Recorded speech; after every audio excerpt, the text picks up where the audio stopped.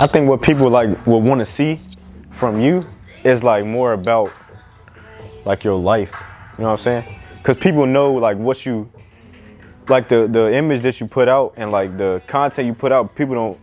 I personally, if I was just looking from like the content, I wouldn't know you.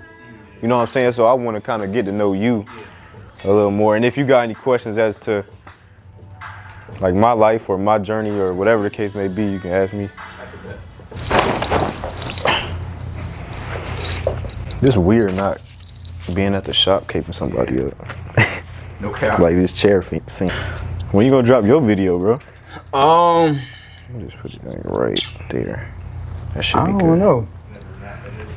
Huh? Nah, I'm editing. I told her she L's.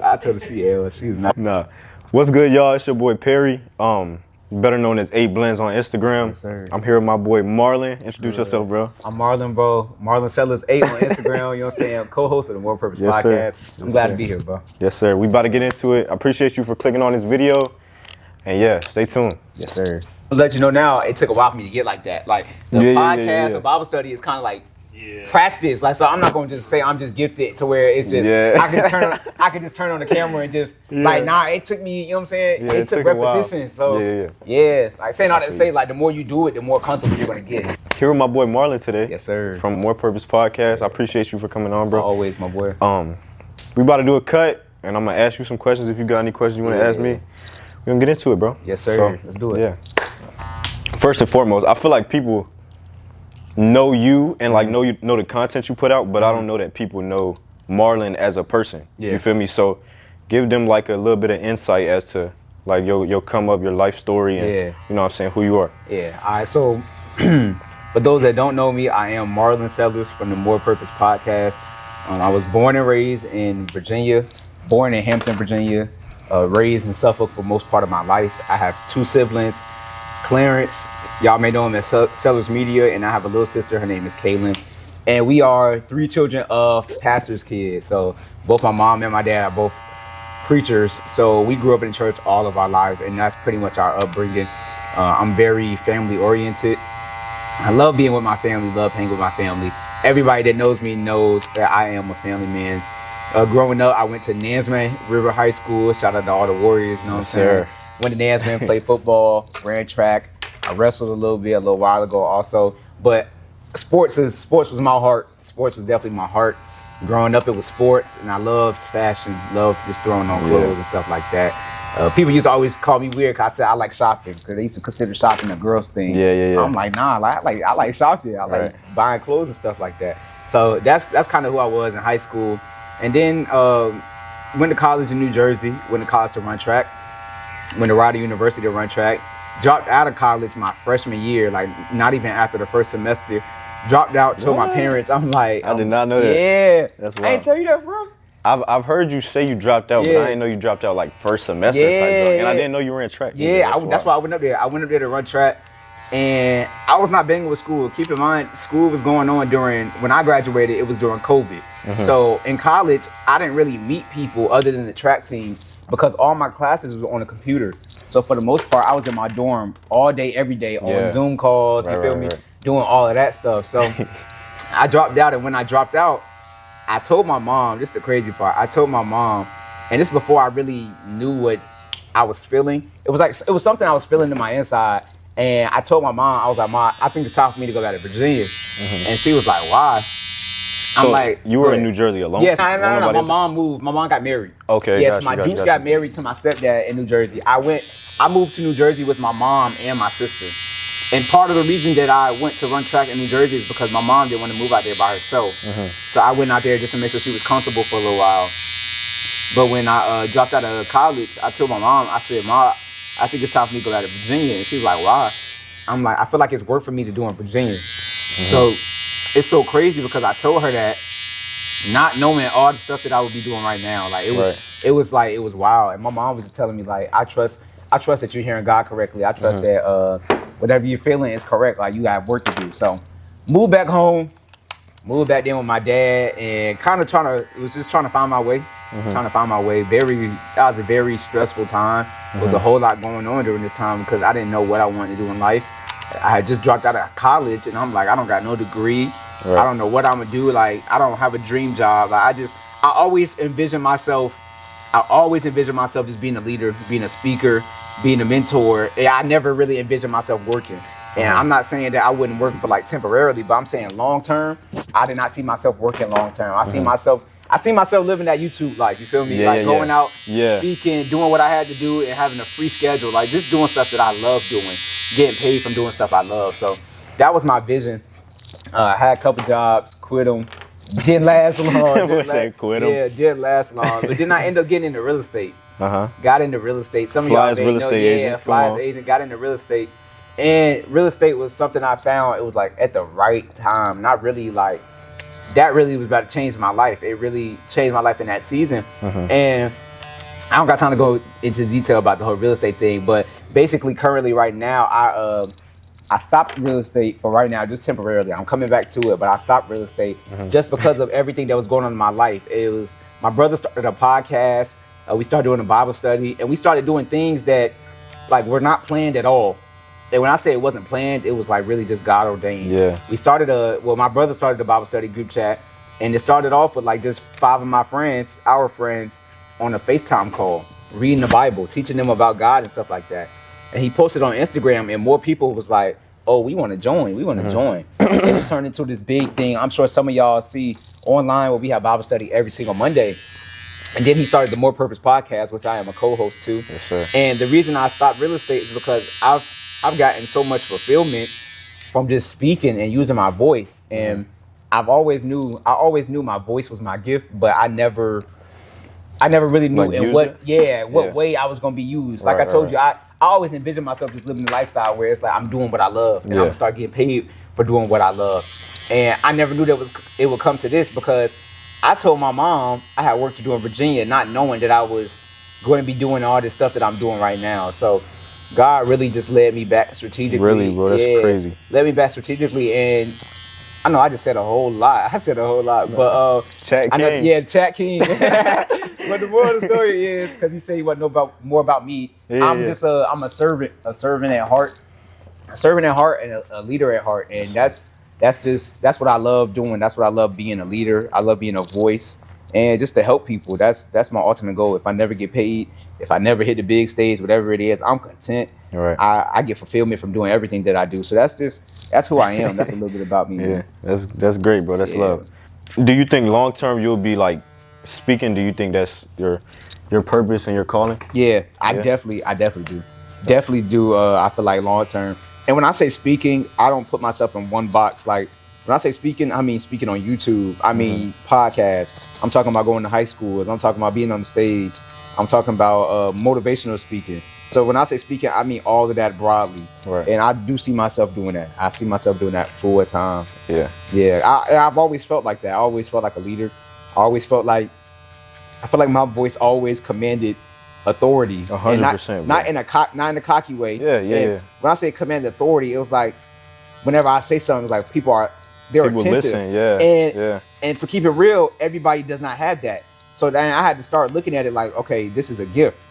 It's not just like normal. This is not just because, Marlon's just a good person. No, it's a reason. Like, God's basically showing you beforehand that it's a reason that people are so attentive when you speak and that they're listening and stuff like that. So I had to work on that, and I definitely see myself doing this full time. One thing I will say is, like, the first time I heard you speak, like you said, your voice has a lot of authority. Yeah. Bro. Like it made me listen. Yeah. You know what I'm saying? And to be just transparent and honest with you, like going to church,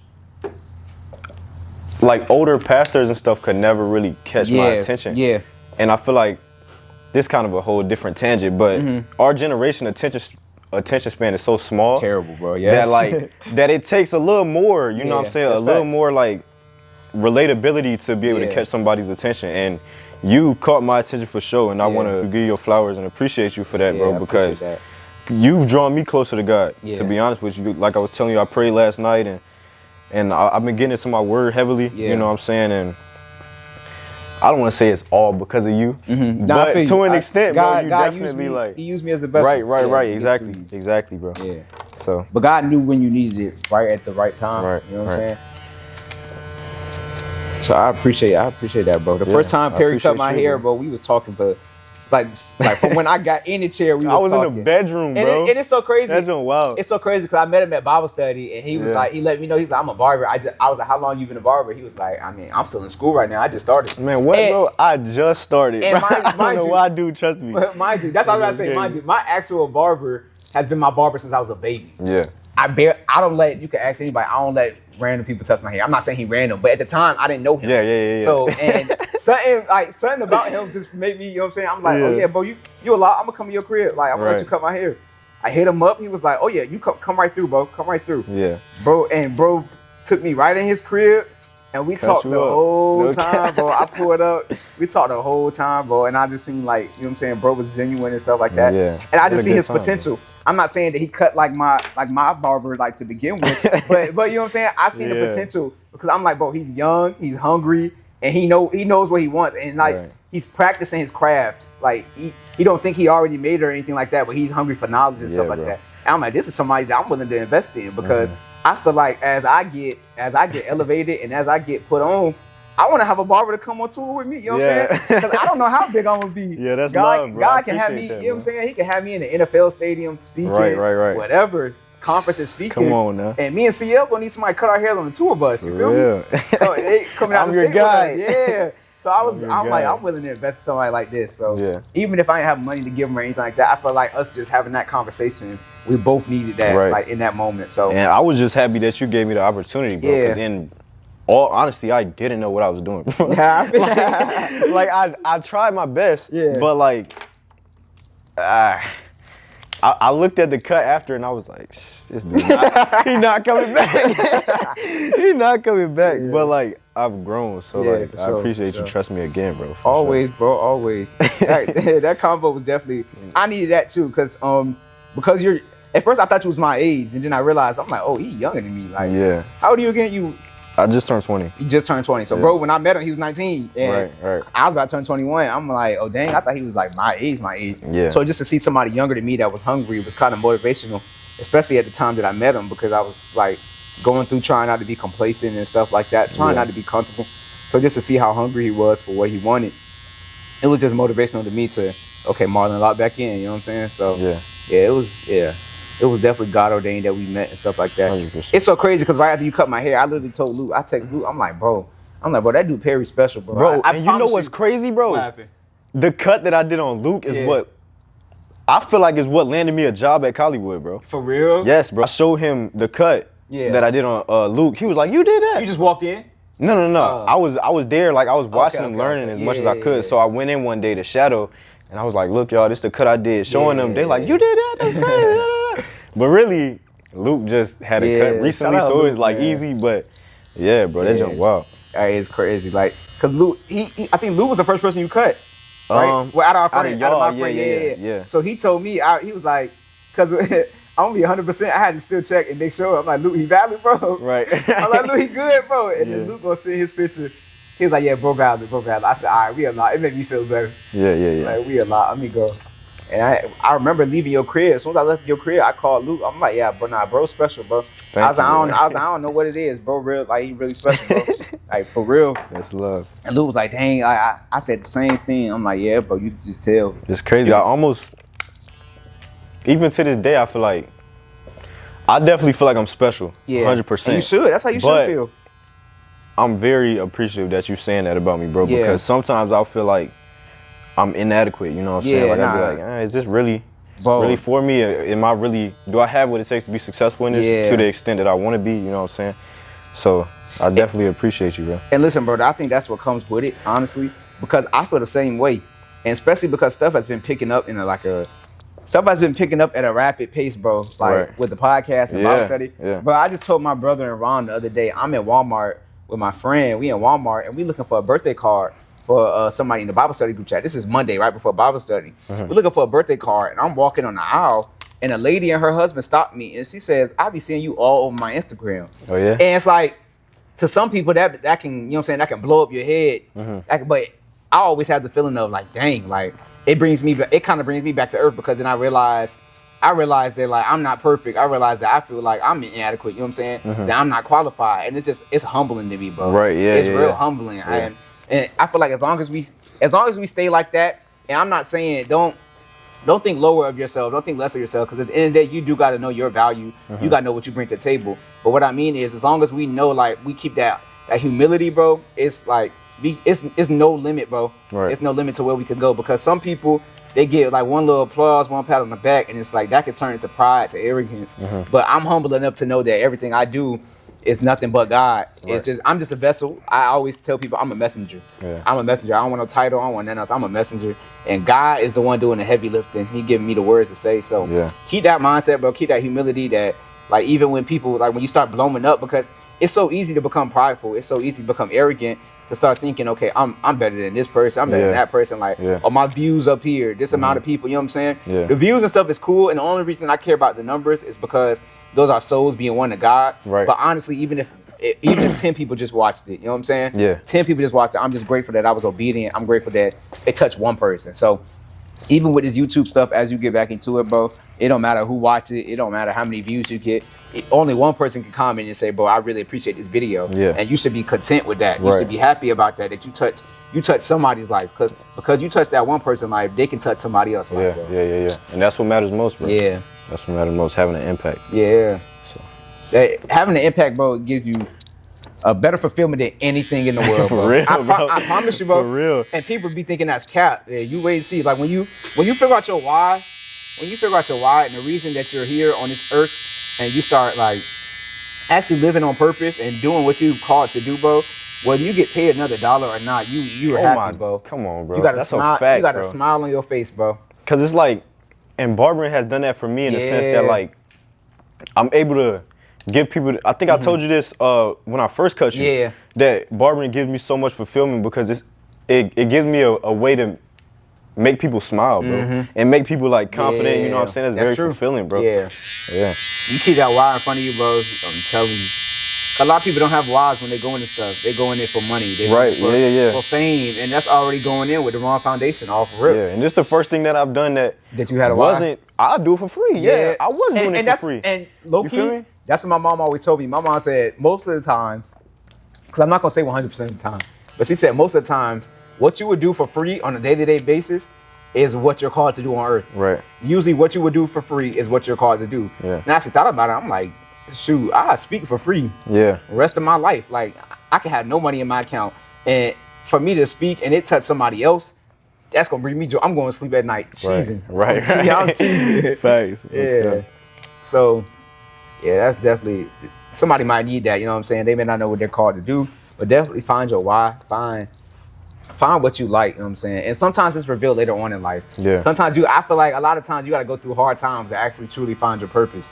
I don't know if you can attest to the same thing that you had to go through, you know what I'm saying? Oh yeah, 100%, some trials bro. and some storms, like to actually get to where you had to get to. Because like you said, because people don't know me, they may look at my life and from the outside looking in, social media and stuff, and just think like, yo, he got it made. You know what I'm saying? All fine. He got it, yeah. Nah. I had to go through it. Well, listen.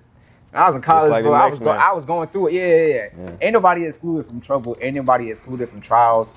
Because life happens at the end of the day. Right. But the one thing I would say is that I kept Jesus as my focus, my main focus.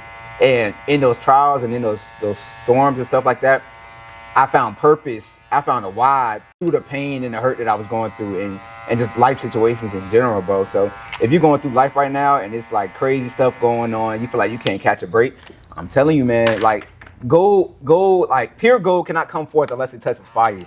So you feel me? For real. Yeah. Pure gold cannot I knew come forth something was unless, coming you know right there. Yeah. Pure gold can't come forth unless it gets touching the fire, because they got to get all the impurities out. They got to get all the minerals and stuff out because it's been in the dirt. So when it comes out the fire, and that fire, listen, that fire is hot. If you look up how gold is made pure, that fire is real hot. Yeah. So what I mean by that is, if you feel like the fire is hot right now, you feel like the oven is hot, and life is just hitting you, bro. I mean, bro, you know what I'm saying? It's building your character. It's building you forth. It's pure gold. So just appreciate it. I know it's hard in the moment, but appreciate that. For sure, bro. Yeah. That's wild, bro. how gifted you are with speaking. That's God, bro. That's God. Yeah. I just be chatting, bro. I be chatting. Chat king. Yeah. That's funny. Somebody gonna need that for sure though. Nah, Man, I can't wait for this to drop. Now I'm ready to see it, bro. You feel me? Yeah, I'm gonna try to get it out as soon as possible. Yeah, we a lot. Get it We out a as lot. soon as possible. But no, A Boogie is crazy. Hey, bro. A Boogie is Hey, crazy, bro. Hey, bro. bro. That had me like, I wanted to bust out laughing the whole night. Hey, listen, this is the crazy part, bro. The first time I heard somebody call me A Boogie was in middle school. One of my homeboys said, "Bro," he wanted me. He said, "Bro, you look like artists." I said, "Artists who?" Talking about A Boogie, bro. And then I started asking people. They was like, "Yo," they was like, "Your jaw, Bro, I didn't your see jaw, it. your jaw structure, and everything." Like, bro, you look like A Boogie. I didn't see it till you said it, bro, and I was like, people yeah. just be trolling now. I laugh with it because I've been called A Boogie. I've been called A Boogie. I've been called Big Sean a couple times. I see that. I've been called Andrew Wiggins. Andrew Wiggins. Hey, look, I've been called A Boogie, Big Sean, Andrew Wiggins, and then Diddy's son. Oh yeah. I know who you talking Christian about. Combs, I believe. I don't know his name, but I know which one. The dark skin one, Christian Yeah. Combs. I used to have a low cut, so Yeah. everybody used to call me Christian Combs. I'm like, bro, In like, that Creed picture. yeah, and, Yeah. nah, for real. Yeah. I don't be catching no breaks, bro. I'm like, dang, they be on me, they be on my head, bro. It's funny. So, you say you grew up in Suffolk, right? Yeah, bro. Grew up in Suffolk. Born in Hampton, grew up in Suffolk. I moved to Suffolk in like second grade. What do you think your biggest hardships were like in your childhood? Like just in general? Yeah, just in Talking about school or just life? life in general. Life in general, I think one of my biggest hardships was definitely my parents getting divorced. Yeah. Because I was so young, and I was young, but I still had the wisdom. Like, I feel like God kind of made me ahead of my time. Not saying that in any type of way, in a humble way. I feel like God made me ahead of my time for a reason. But at a young age, I kind of still knew what was going on, whereas my parents tried to, like, you know what I'm saying, keep us away from what was happening. Yeah. I was young, but I still had understanding of somebody, like I was older, and I still understood what was going on. So I feel like that situation really kind of, it made me into the man I am today. I'm grateful for it now, like that everything went the way that it went, because in the moment of pain and hurt, you don't understand why stuff's going on, because I'm just a little boy. I'm just a little boy while my parents getting divorced. I'm like, bro, like, I didn't know what divorce was fully. I'm like, bro, a kid is supposed to have both his parents in the house. You know what I'm saying? Yeah. Like, What you mean y'all not gonna? yeah, wait, what you mean? Like, what you mean y'all Yeah, leaving yeah. each other? Like, or what you mean your dad moving out? Like, Yeah. I'm confused. He lives here. Right. Yeah, like, where you going? Yeah, I wasn't understanding. I wasn't like Yeah. understanding that part of it. Because as a little boy, any little boy wants both his parents in the house, bro. Or any kid in general Right. wants both of their parents in the house. And as I grew older, I started to understand. Everything started to make more sense. So I think that was something that I took very hard. I took that very hard, and because of that stuff, like, it kind of caused me to bottle up a lot of emotions and stuff like that, and and kind of be nonchalant in a way, to where I don't show my feelings and stuff like that. And I've been growing over that. I've been healing from all of that, because now I'm more intimate and more open with people, like whether it's my mom, family, friends, relationship, you know what I'm saying? Yeah. But at first I couldn't really open up to people because I always had like a guard up, you know what I'm saying? Yeah. But it came from past hurt. So that definitely was one of the trials that I went through, like as a kid in general. Yeah, I could definitely see that. Yeah. That, like, did that make you feel? I know your father has been like real prevalent in your life. Yeah. Even I guess after that, but do you think that gave you a feeling of like abandonment at all, or? Nah, so me personally, mine wasn't like that. Mine wasn't abandonment. Yeah. Because my father was still in my life. Right. He was outside of the house. But it's like, okay, outside the house is still a big thing, because it's like, that's everyday life. Yeah. That means I was only seeing him on weekends. You know what I'm saying? I'm only seeing him on this day and that day. So it was still like, okay, it's just us and my mom. But it wasn't more so I felt abandonment. I was more so mad at my mother. I was mad at my mother at the time. And I was just a kid, so it was like I had no reason to be mad at my mom at all. Right. But I was just mad because in my eyes, as a little kid, I'm like, my mom just put my dad out. You know what I'm saying? Yeah. My mom put my dad out, and not understanding everything that's happening and stuff like that. So Right. yeah, it was just like I was just mad at the world, bro. I was mad at the world. Yeah. I was mad at everybody. Me and CL wasn't getting along too much back then because we had two different perspectives on it and stuff like that. But yeah, everything ended up working out, and I needed that. I believe my whole family can say we all needed that, from my dad to my mom to my brother and my sister. I believe we all needed that moment. It didn't feel good, but you know what I'm saying? It built us. Right. Yeah. What about you though, bro? I pray to God that was not like that the whole time, bro. What? That mic was like folding inside. Nah, you good. They gonna be able to hear it, bro. I would say kind of a similar thing. My parents were never together, Yeah. but my dad, he same thing. He was always in my life. He was always really prevalent in my life. But I feel that had I had like a much better relationship with him and like been closer to him growing up, that would have like changed a lot. You know what I'm saying? Yeah. I moved with him when I was 14. I moved with him for 4 years, and I feel like I really truly became a man when I moved with my pops. So I think just missing out on that figure in my life. Yeah. Granted, I had a stepdad, shout out Fredo, but he just wasn't the same as like the type of person my dad is. You know what I'm saying? You want to keep the beer line high as possible, right? Or you want to take it down to like where it's full at? Take it down a little bit. Can you skinny it up a little bit? You can cut. Okay, I got you. You feel me? Yeah. Yeah, you can cut some of that off. Let's just keep it flat though. Yeah. But yeah, bro, I think just missing out on that relationship with my father, like during younger years, was like a hardship for me. And then, to be honest, bro, I really can't complain too much about my childhood. Me either, bro. Me either. I had a great childhood. Me too. That's the only thing I will say that I wish that, like, I had. Like, I had a great childhood also, bro. But then again, a lot of people don't have their father ever. So bro, that was my thing. I'm like, as I started really to grow can't say up, nothing. as I started to grow up, I was just grateful in general because at the end of the day, I'm like, my father's still in my life. You feel me? Yeah. And I think it took for me to have friends, like as I grew older, it took for me to have friends who don't have their dad in their life, or I have some friends that never met their dad. You know what I'm saying? So to hear their perspectives and like see their pain and how that kind of affected them, like in a lot of ways, it made me more grateful for my situation because at the end of the day, we got to put the cards that's dealt us. Yeah. Everything may not be peaches and cream, but I still have my dad. You know what I'm saying? Yeah. And some people didn't get a chance to experience that, and that's the cards that was dealt them, and they're very strong people. You know what I'm saying? I believe that their mothers, if you didn't have your dad in your life, I believe their mothers like did a great job and the best job with trying to raise them up to be young men, especially boys. You know what I'm saying? Yeah. So yeah, it definitely made me more grateful because I feel like sometimes we gotta take a step outside our own lives and start looking like from other people's perspectives. I think it will make you more grateful in life. Yeah. That you may not have everything that you want, but you got everything you need. You know what I'm saying? 100%, bro. Yeah.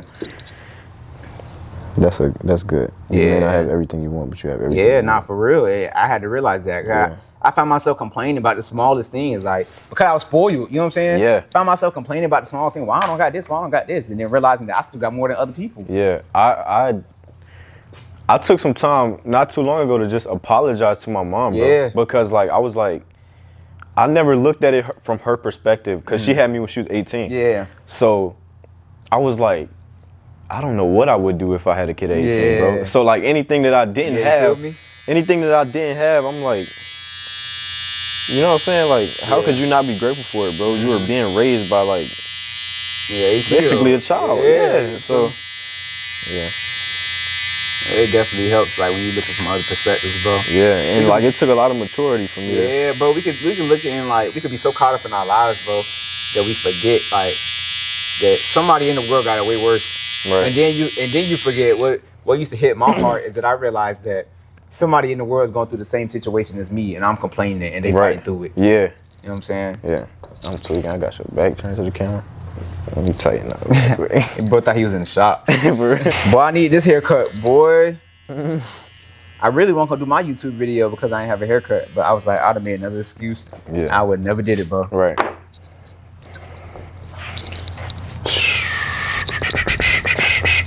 But what keep you? So since I just said that, what keep you from making excuses? Like, what keep you consistent when even when you don't feel like doing it? So when you don't got no motivation, I know it's discipline for sure. Yeah. But like, what keeps you like just staying on top of your task even when you don't feel like it? It was traffic and stuff today. You didn't have to come here today. You know what I'm saying? Oh yeah. For real? I would say one, like you said, discipline. But even more than that, I would say like my passion for it, bro. Like I've communicated to you before, like I'm very passionate about this, bro, about cutting hair. Like, Yeah. you know what I'm saying? It's not just something I do for money. Yeah. You know what I'm saying? So that keep me going, like my love for it. Yeah. Here, let me clean your neck up. Look. Yeah, please, bro. Hey, listen, bro.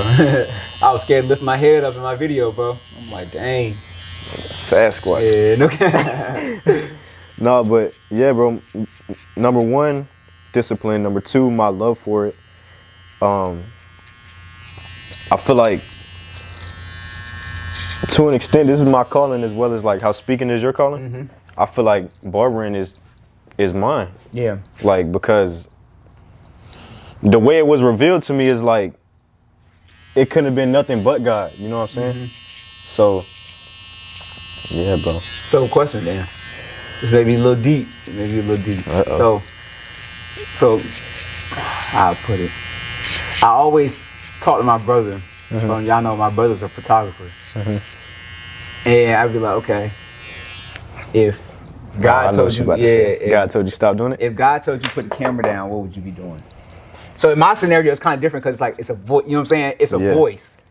God took your voice. Yeah, like, that's crazy. You feel me? That's crazy. But like, no, for real, like, so, because something I learned is that this can just be like, bro, I ain't trying to make it deep, but this could be like, barbering can be like the vehicle to something. You know what I'm saying? Something bigger that may not be revealed yet until you mature and stuff like that. So I know you may not have the answer to that. Like if I put the clippers down, I don't know what I. Bro, a dude had said that to me in Bible study, bro, and I was like, whoa. Well, I think I know you're talking about when he's like, if you had put clippers down, what would you? Yeah, bro, he said that to the tattoo artist first. He was like, if God told you put the pen down, what would you do? That's my boy. Yeah, that's my boy, Pastor. And then he looked. I wasn't even ready, bro. Yeah. He looked over at me. He said, if God told you put the clips down, what would you do? I was like, yeah. Whoa, you got me, bro. Yeah, that's crazy. Yeah, but like, honestly, bro, right now, I don't know, bro. And I feel you. That's okay. To be honest, he gonna reveal it. He gonna reveal it on. I really don't know. Like it's gonna be. Yes, you're good at it. You're gifted at it, but I believe like it's gonna be a deeper thing. It's gonna be something way deeper, deeper purpose within it. That barbering is gonna lead you to what the deeper purpose is. Right. And I'm not saying that doesn't mean you're gonna stop barbering, but I'm just saying like it's gonna lead you to whatever you're supposed to like just do in general. Yeah. Yeah. So whether it's mentoring people, you know what I'm saying, it could lead you to a whole nother like clientele and different group of people that you never thought you would be called to, bro. Like growing up, I always thought it was football and sports in general. I'm like, God, listen. I feel like everybody thought that. Yeah, I'm like, God, listen, you take sports from me. I don't know what I'm gonna do with my life. Yeah. It's the end of the world, bro. I'm For real. like, dang, bro. Sports is gone. I thought it was the end of the world, but it's like every time I feel like it's the end of the world, like something is always a vehicle to take me somewhere else. Right.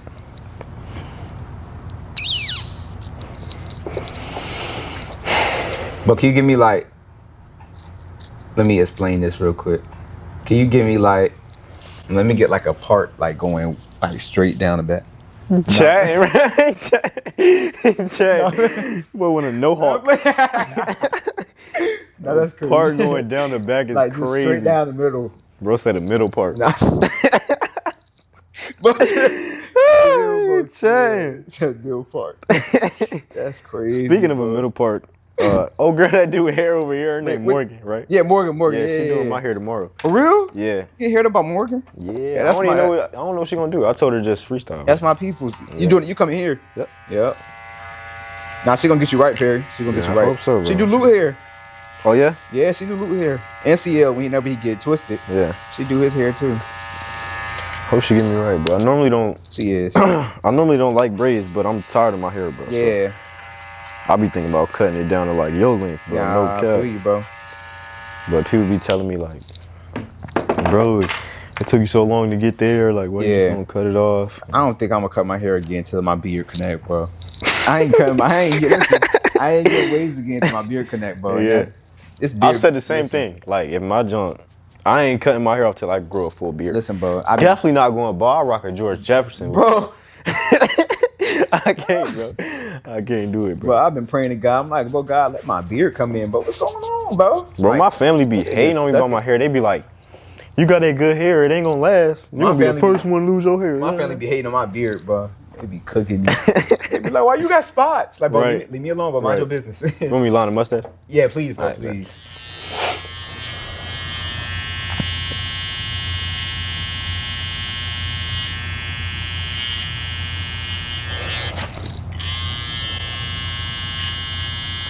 I'm twitching, boy. Bro, this dude I here. was twitching. They scared me, boy. So you put him. Never mind. Nah, that's all. What does that say? Man, I'm chatting, bro. I'm chatting. Bro. I'm chatting, Oh bro. my I'm chatting. God. I'm chatting. Oh my God. Bro, you funny, bro. That thing caught me off guard, bro. That just, I be Oh scared, my bro, God. like on the mustache, cause it just be kind of sharp. Oh, it do? Nah, Does not it you feel know, it sharp? wasn't sharp. It was like, it was just caught me off. My eyes closed, bro. Caught me off guard, bro. I ain't lying to you, bro. I be jumping with my other body be doing it too, bro. Yeah, my little brother, he can't never stop laughing when I'm lining him up, bro. I'm like, bro, stay still, Nah, bro. bro, funny, bro. He's stupid. Bro is funny. That's my boy, though. He enjoyed Bible study the other day. Yeah, bro, he actually, we read, like, James last night, front and back, Really? together, bro, yeah. That's what's up. Yeah. And I bought him a Bible. It came in there. Yeah, that's what's up, bro. Little bro doing a lot better. I told you it's going to take for him to hear it from somebody else to, you know what I'm saying, receive it right. And y'all were just the vessels for that. Like my mom came in his room and we was reading. She was like, "What are y'all doing?" I was like, "Bro, come on, man."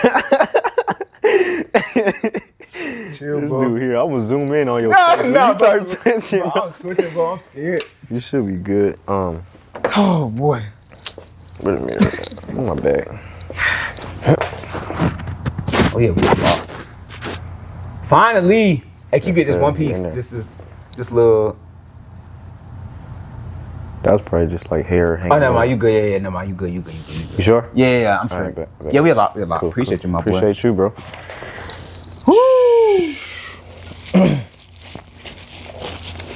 Hey, look, follow me on IG, Marlon Sellers 8. I just gotta let them know. And subscribe to my YouTube, Marlon Margella. You know what I'm saying? It's in my bio on my Instagram. You feel me? Yes, sir. Sub up, follow up. Follow me on Instagram at 8perry or at 8blends excuse me, 8.blends or 8.perry. You know what I'm saying? And appreciate y'all for watching. Marlon, I appreciate you for coming on, bro. We had a great conversation. Yes, sir, we did. Till next Yes, time, sir. bro. I appreciate you. I gotta man. get you on my channel, bro. Yes, sir. Yes, sir. Yeah. We out.